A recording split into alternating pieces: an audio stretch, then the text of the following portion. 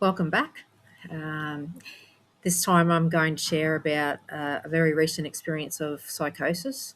And I'll talk a little bit about what that was like, what happened during that, and now where I feel like I've recovered from it and, just back to normal kind of thing. So it's about 4 weeks ago now, about a month ago. Sorry, I've got a fly annoying me. Um, I, I I started to have some drinks, and I went into Perth City on the train, and I felt really out of it. Like it had been brewing for a couple of days, the psychosis. I I started to feel like when it's coming, I start to feel like I'm not in my body, and everything just doesn't seem real to me. So went to the city on the train, was drinking on the way there, getting off, having a drink, get back on, stopping at the next station, having a drink, that kind of thing.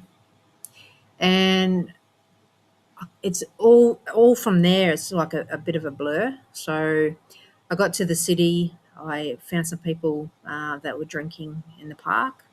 I'm not quite sure which park it was, but it was somewhere in the city. And I remember offering them some of my drinks. I'm not Everything's a little bit of a haze. And then I remember going off with two guys to get more drinks, and then I had some drinks, and then I had like a 5 hour blackout. So I can't really tell whether my drink had been spiked or whether that was just the psychosis at its worst. But I came to at a hospital um, out from the city, and it was like a mental health hospital, and I had a knife. I have no idea where I got the knife from. I have no idea how I got to the hospital. Um, and then, I was transported to another hospital, and then I waited I think I was in emergency for a couple of days, and then I was put into the mental health unit. So what I remember of the mental health unit is realizing that the Papa Master, who I've talked about before, who I hear, the voice that I hear, I actually worked out in this mass equation that he was the devil. So now I refer to him as the devil. It was very strange how I got to the number, but I ended up with the number 666. And it's just in my brain now that he's the devil. And I remember some of the nurses. I remember just not feeling myself. And I was in there for about 2.5 weeks, and I don't remember much of the first week. The second week, I kind of remember a little bit.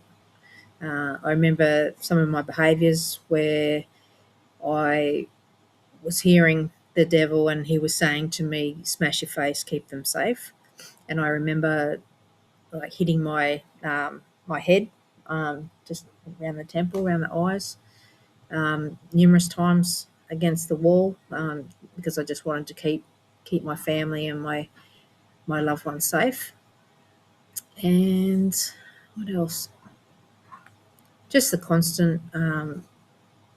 He normally he normally tells me the same thing over and over again when I'm in a psychosis, and that's crack your skull, slash your throat, hang yourself. I did have 2 attempts to take my life while I was in there. And I remember having a nurse 24/7, one-on-one. And I got released early. I wasn't quite over the psychosis. I've only just gotten over the psychosis 2 days ago, so that's a week after getting out. And the difference is that I feel like I'm in this world. My brain like feels like it's not foggy, that I can concentrate, that yeah, everything kind of is back to normal. But for me, life after psychosis, there's a kind of a shame element with some of my behaviours. Um, yeah, it's hard to explain, but yeah, I feel embarrassed or ashamed that I got up to some things that I got up to, that I, was smashing my head and doing other things. Um, yeah, just, and it's kind of like a disbelief. It's like, how did I feel like that? Like, how, yeah, like I feel so good now. Like, how did I get up to those things? Or how did I get to that point where I just, wasn't in reality?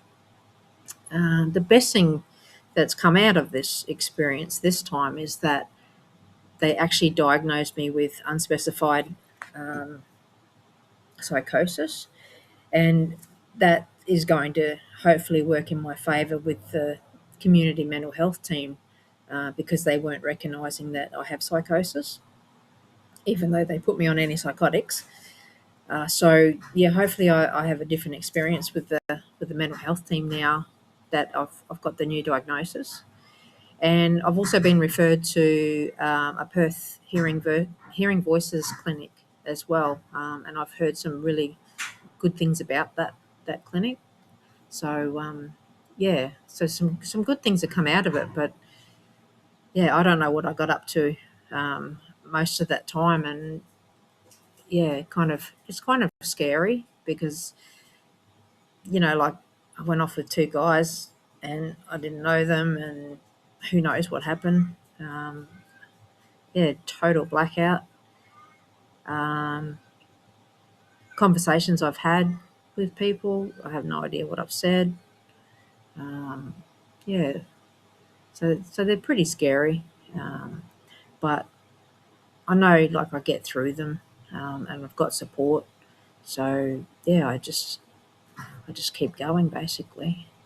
But yeah, life is back to normal. Getting married in just under 3 weeks, so yeah, looking forward to making some more videos, and yeah, hopefully it can help some people out there that experience psychosis as well, and um, just just know that you're not always going to feel like that, um, and most of all, take your medication. I went off my medication before I had a psychosis, and I think that's probably what led to it the most. So yeah, I'm back on the depot and a new antipsychotic as well. So yeah, don't go off your meds. Even if, like me, you have voices that say, yeah, it's poison, or you feel better, so go off them.